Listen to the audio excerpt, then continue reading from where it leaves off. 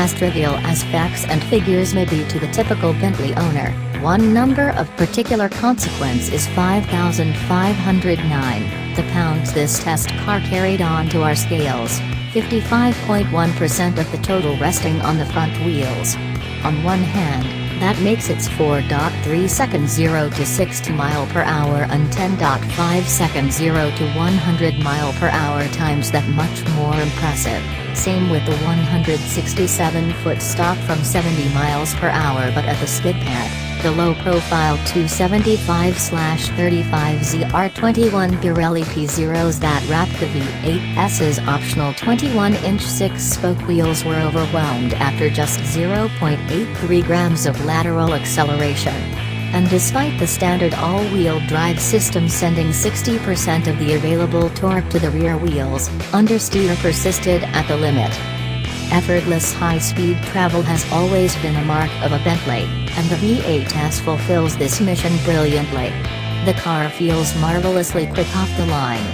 While nothing tends to happen suddenly in a Bentley, that's all part of the waft. The V8s is tuned for sharper throttle response, which allows it not only to reach 50 mph in just 2.6 seconds from a 30 mph low, but also to feel generally alert, which isn't something we've always been able to say about these hulking luxury cars. And speed attained is speed maintained with unwavering stability, even deep into triple-digit territory, with sharp steering that tightens up considerably when the sportiest of the four chassis modes has been selected. The car's massive size, the wheelbase alone stretches more than 10 feet, and prodigious weight keep it from being much fun on a twisty road, but in curves the body stays heroically flat, making it feel more planted than expected. And the brake pedal feel is utterly perfect? But, again, there's more to this car than its test results or even the subjective feel of how it drives.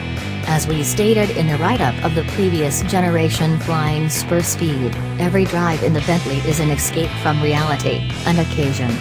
Staying true to form, the V8s is best when one's senses are directed toward enjoying its sumptuous seats, tickling the knurled shift knob, or identifying those details, the subtle gathers in the upholstery or variations in the stitching, that communicate that these things really are built by hand.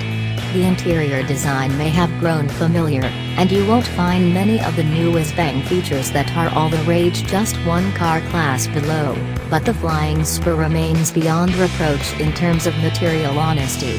Nary a thing inside this car isn't exactly what it looks like. It's also a sea of tranquility, with just 62 audible decibels at a 70 mph cruise. The Flying Spur is one of the quietest sedans on the planet. With a starting MSRP of $208,725, the V8s is exactly $16,000 pricier than the standard Flying Spur V8. Our test example brought to the party another $26,000 worth of options, more than we'd care to rattle off here, and only one of which, a $3,360 set of 21-inch wheels, had any bearing on performance. Still, a few are worth mentioning if only because their prices strain credulity. For example, this car's darkened headlamp bezels and tail lamp lenses, the sort of thing one might think would be included in the S-treatment, added $1,805 to the final tally.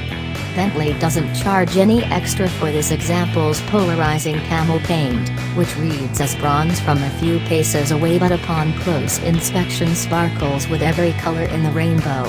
Painting the brake calipers black cost $1,555, however.